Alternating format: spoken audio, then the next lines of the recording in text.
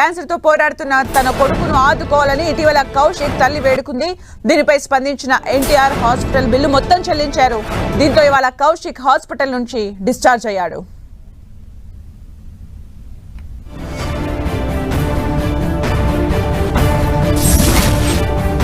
మరిన్ని అప్డేట్స్ మా ప్రతినిధి వెంకట్ అందిస్తారు. వెంకట్, ఇటీవల క్యాన్సర్తో బాధపడుతుందంటే జూనియర్ ఎన్టీఆర్ అభిమాని ఎవరైతే ఉన్నారో తిరుపతిలో ఉన్నటువంటి కౌశిక్ ఆ అబ్బాయి క్యాన్సర్ బారిన పడి అతను జూనియర్ ఎన్టీఆర్ చూడాలి అంటున్న సమయంలో జూనియర్ ఎన్టీఆర్ అతనితో వీడియో కాల్లో మాట్లాడటం కూడా జరిగింది. అతనికి చాలా ధైర్యమో భరోసా కూడా కల్పించారు.